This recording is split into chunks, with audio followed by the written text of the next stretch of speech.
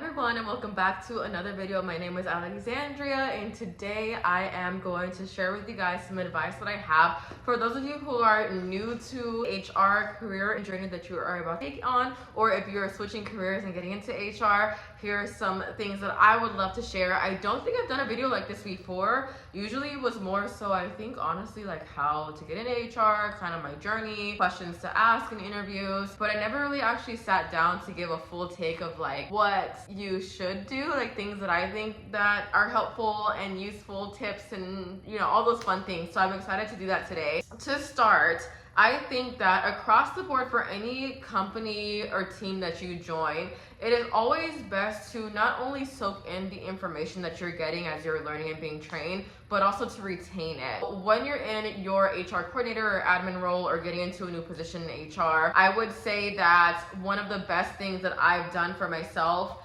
in any position, whenever you're sitting in on calls or listening to calls, if you want to write down answers or quick notes to questions or type it up, something that's like a running FAQ, because more than likely that same question gets asked more than one time by multiple people and you'll be very surprised. I just feel like as an HR admin and coordinator, that just makes you look very prepared, and that's kind of your start in building this professional look and feel, especially once you kind of get that phone etiquette down. I will have a running Excel sheet with questions, or if I hear my coworker answering a question about a benefit, or maybe it's a number that they have to contact, or maybe it's just what the process for this, you're going to want to know how to guide and answer that. So I just type it out, type something quick, and then save that for future, so that if in the event that someone does ask me this question again, I have my own reference on where to find the answer to that, and then you can get them off the phone pretty quickly. You'll be a godsend to your HR team. The next thing that I always recommend and I've always talked about in other videos is, you guys, if you know me,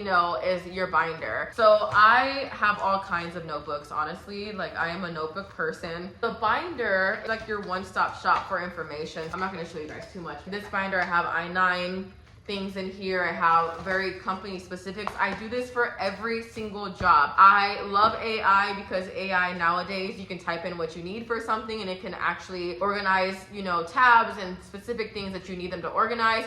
But AI cannot also answer certain things specific to the company that you're working for. So it's always good to kind of utilize, your own learning and logic and that to help you create a really nice full binder. What I would use AI for, if anything, if you guys are having to assist with I-9s, I-9 re-verifications, EEOC, sometimes if you ask ChatGPT, and I've tested it, it'll tell you a step-by-step guide, and it'll also provide links to go find those resources as well. But the EEOC.gov website is going to be your best friend for sure on things like this. So another thing that I like to mention is that if you're a note taker and you enjoy sticky notes, try to keep your sticky notes inside of your journals or whatever you have at your desk in an organized kind of fashion. Now, I know sometimes, and I do this, where I keep sticky notes on my actual desktop, because there are some things that are need to know that need to be a sticky note that, like, if I know I keep forgetting it, I can look at it every day that I come to work and have it on there. The reason why I mentioned this, and this is probably so random, is because several times in the last 6 years that I've worked in HR,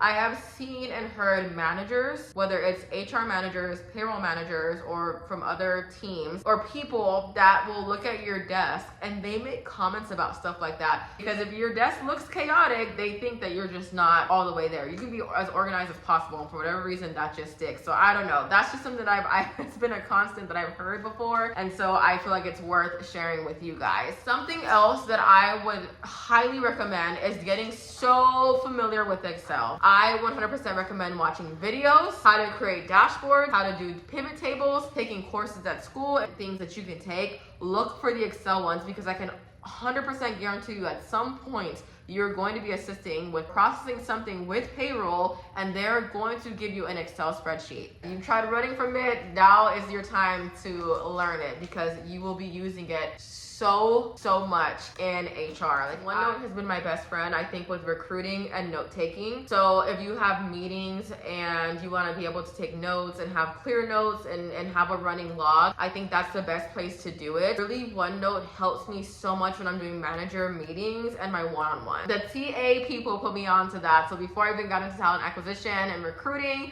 they put me onto that. They were already ahead of the game with using OneNote. So I can say that now that I have utilized it, that is going to be like my my feedback to you. My other thing is Outlook, getting savvy with your Outlook calendars. I have never used Outlook more in my life than I have in the last 3 years, between being a generalist, specialist, and now a TA specialist. Take the time to set up your Outlook calendars and what your week is gonna look like. I also do recommend actual planner. Mine is a day-to-day. I put in things I need to focus on for that day. So I have like my general reminders, right, and things I need to do, but I can start the day and say, okay, this is what's going on my calendar. What am I doing today? Starting to get familiar with different pieces of human resources, right? So we have like the umbrella of like what human resources is, and then you have like employee relations, you have employee development, you have talent acquisition, you have business partner and strategic planning. You have different sectors. Start trying to get a feel for what it is that you want to do, and then inserting yourself in those conversations. And here is what I mean and how to do that. If you know that you're coming in as an HR coordinator and you would like to get into recruiting, have those discussions with your manager that that's something that you're interested in doing, but also offer to assist with like, hey, maybe on the next time for this role, I'd be more than happy to help you look at resumes. I'm more than happy, can I sit in with you on an interview call and see how it goes? Start inserting yourself in like those kind of conversations to, one, get exposure to it so you can add it to your resume, and two, it'll also give you the feel as to whether or not you actually want to do it. It is something that I think goes hand in hand with learning. Like, you learn a lot in HR, but then you don't learn everything all at once. So when I was a coordinator, I was super into employee relations. That's still like my main like thing that I would love to get into and kind of do as my day-to-day. And with employee relations, those are like having difficult conversations, problem solving, verbals, doing write-up. What does those processes look like? And so I would offer to just take notes, because a lot of times the HR director, like, she's taking notes. Sometimes you can catch things that they miss, and you're just the quiet person on the call, and a lot of times they just end up just calling you for like, hey, let's finish out this.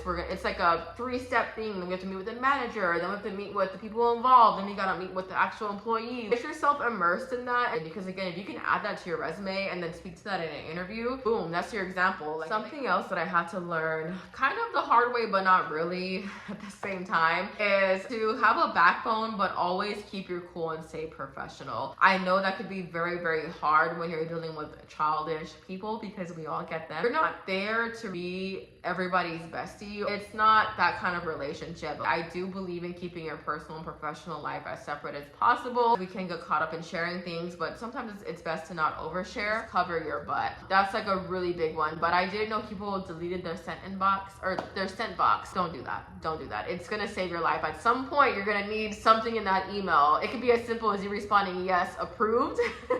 And you need to go find the email because somebody's like, hey, I never told me it was approved, so I never did it. Or you can say, yes, I did on this day, and send it over.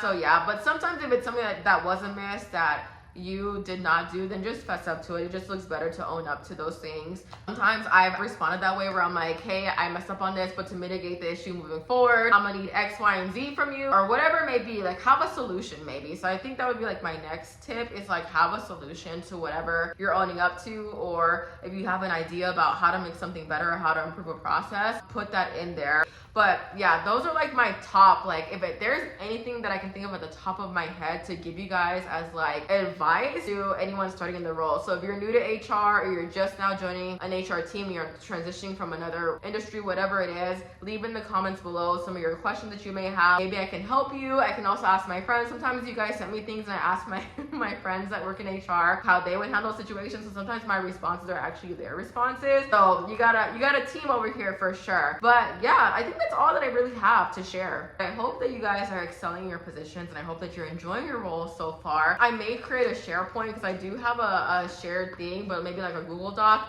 If you guys want access to it, I do have like I-9 specs and verifications and things like that. I can just drag and drop it in there if you guys want to use that as a tool source, then print it out and put it in your folder. Because sometimes if you're by yourself completing those I-9s, I talk about I-9s a lot in a lot of my videos, because a lot of times when you're an admin and a coordinator, you're the one filling that out. I have things like that, so I'm more than happy to share it. Or if you just want me to email it to you, then leave your emails below and let me know. But yeah, other than that, that is it that I have for this video. And I look forward to seeing you guys all in the next one. Bye.